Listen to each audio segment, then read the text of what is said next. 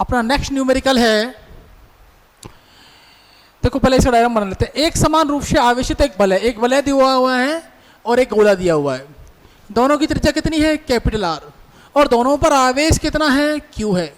गोले का जो केंद्र है वो वलय की अक्ष पर विद्यमान है। वेरी वेरी इंपॉर्टेंट क्वेश्चन है, वेरी वेरी इंपॉर्टेंट क्वेश्चन है, बहुत अच्छा क्वेश्चन है, आ सकता है एग्जाम में। अक्ष पर विद्यमान तथा वलय के केंद्र से r√3 दूरी पर है। तो सबसे पहले बनाते हैं अपन डायग्राम। देखो अपन ने जो लास्ट न्यूमेरिकल किया था वो इस तरीके से किया था कि एक रिंग थी, वलय थी, लूप थी, इससे x डिस्टेंस पे p पॉइंट पर इलेक्ट्रिक फील्ड इंटेंसिटी अपन ने निकाली थी। तो फॉर्मूला आया था E = kqx/x² प्लस r² की पावर 3/2। ये हमने लास्ट न्यूमेरिकल अपन ने किया था, ये केस हमने पढ़ा था। अब ऐसा ही कुछ इसमें केस बता रहा है। ये कह रहा है कि यहां एक आपके पास रखी हुई है रिंग, इस पर चार्ज दिया हुआ है बेटा जी Q। कितना है बच्चों? Q दिया हुआ है।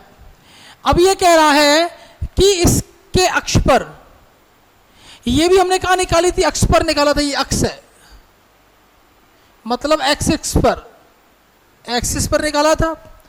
तो यहां इसने कहा कि एक समान रूप से इसकी त्रिज्या कितनी कही इसने? Capital R। पहले मैं हिंदी में समझा देता हूं। यहां कोई पॉइंट P मान लिया और उस पर कह रहा है कि ये गोला रखा हुआ है,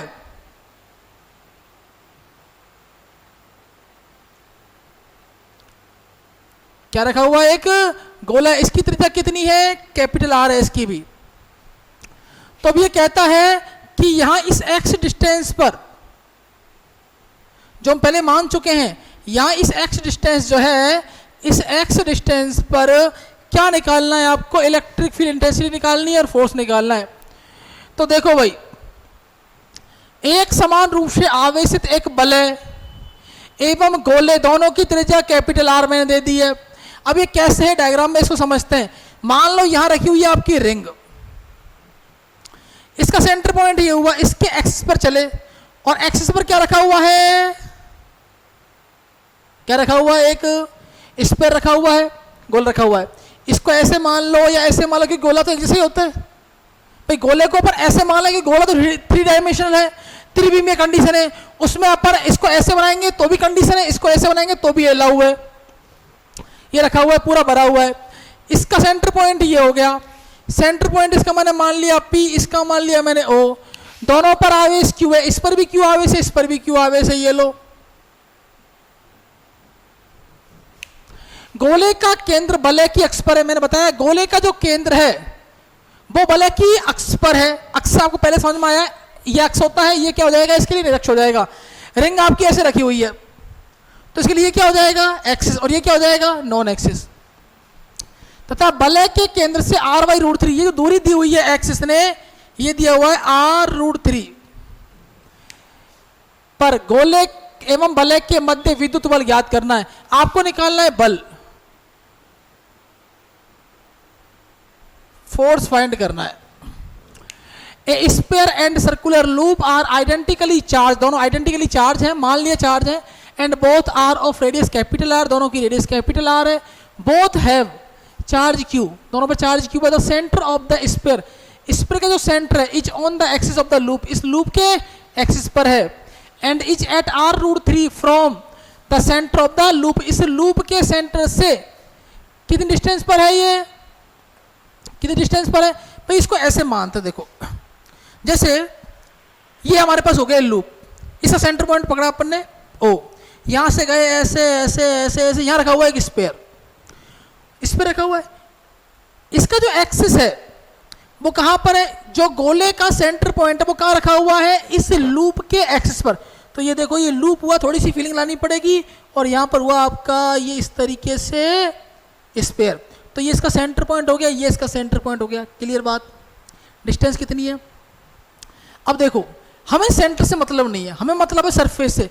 अगर मान लो आप इसको ये वाली डिस्टेंस मानोगे तो भी कोई दिक्कत वाली बात नहीं है, क्योंकि चार्ज का रखा रहता है अंदर, बाहर रखा रहता है। कंडक्टर में चार्ज का रहता है, पूरी सरफेस पर रहता है, और ये फोर्स की बात कर रहा है। बात क्लियर है? अब यहाँ देखो x इक्वल टू कितना है? r/√3। तो इस पॉइंट को पर भी मान सकते हैं, और अगर इसको भी मानेंगे तो भी कोई दिक्कत वाली बात नहीं है, क्योंकि हमें क्या करना है, एक्स की वैल्यू हमको दी हुई है और हमें यहाँ एक पॉइंट पी पर क्या निकालना है, फोर्स निकालना है। शुरू करते हैं अपन। दूसरी बात क्या करें अपन, अपने पास फॉर्मूला दिया हुआ है E equal to K Q X X square plus R square की पावर 3/2। अब देखो अपन निकालते हैं E, पहले E निकालेंगे। पहले रखा मैंने K, फिर Q। X की वैल्यू कितनी है अपने पास में, R√3।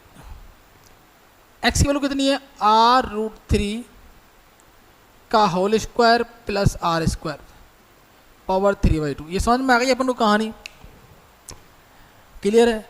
अब क्या करते हैं, इसको खोलते हैं। E equal to K Q, ये हो जाएगा R√3 और ये हो जाएगा, इसको खोलेंगे तो ये हो जाएगा R²/3।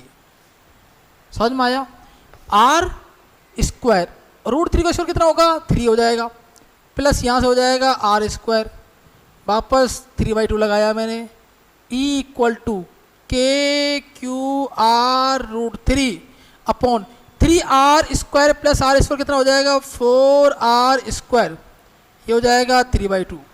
अब मैथ वाले बच्चे तो ऐड कर लेंगे इसको, लेकिन अगर अपन बायोलॉजी वाले बच्चों के हिसाब चलें तो इसको लिख सकते हैं अपन के क्यू।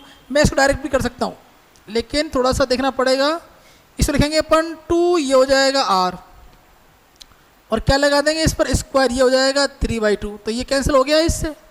भाई 2R का स्क्वायर कितना होता है, 4R² होता है, मतलब समझ में आया। कितना बचा हमारे पास में, 3। तो यहाँ से E इक्वल टू कितना आ जाएगा, के क्यू R√3 अपॉन नीचे आ जाएगा, देखो 2R पावर है क्यू, तो ये हो जाएगा 2R³। इसको लिख सकते हैं बच्चे के क्यूब R√3 अपॉन ये हो जाएगा 8R³। भाई 2 का क्यूब कितना होता है 8, R का कितना होता है R³, R से R क्या हो जाएगा कैंसिल, तो आंसर आ जाएगा के क्यूब √3 अपॉन 8R। ये तो बात हुई आपकी E की। अगर मान लो यहाँ कोई चार्ज रखा रहता है, भाई मैंने ये कंडीशन आपकी यहाँ क्यों नहीं मानी, आप सोचो। भाई E तो आपका आ गया, मान लो E निकालना हो तो कोई दिक्कत वाली बात ही नहीं थी, बट हमें निकालना है फोर्स, और फोर्स के लिए यहाँ पर चार्ज, मान लो यहाँ पर एक चार्ज रखा हुआ है Q। अगर मैं ये कहूँ यहाँ पर कोई चार्ज रखा हुआ है Q, तो वो पॉसिबल नहीं है, क्योंकि कैसी बॉडी है ये, कंडक्टर, और कंडक्टर में चार्ज कहाँ जाता है, पूरी सरफेस पर। अगर नॉन कंडक्टर इसको मानता, हालांकि गिवन नहीं है, जब भी गिवन नहीं होगा अपन इसको कंडक्टर मानेंगे। अगर मान लो ये नॉन कंडक्टिंग है तो पी पॉइंट को अपन यहां भी मान सकते हैं। तो अपन निकालेंगे फोर्स, क्या निकालेंगे यहां से, फोर्स, बल। Q इंटू ई, तो F इक्वल टू कितना आ जाएगा, के Q √3 into E upon 8R। That means F हमारा आ जाएगा के क्यू स्क्वायर √3 अपॉन 8R। और यही प्यारे बच्चों आपका आंसर आ गया। समझ में आया मैंने यहाँ पर क्यों लिया, ठीक है। बाकी देखो आप कहीं भी ले सकते हो, यहाँ मान सकते हो, उससे कोई फर्क नहीं पड़ रहा, क्योंकि बुक में आपके डायग्राम नहीं गिवन है, केवल आपको x की वैल्यू गिवन है। x की वैल्यू इस फॉर्मूले में रखनी है। ये भी काफ़ी न्यूमेरिकल, काफ़ी और बच्चों ने मेरे से पूछा है, तो ये इसका सही सॉल्यूशन है। आराम से देखा है, आपके नंबर नहीं कटेंगे, इजी।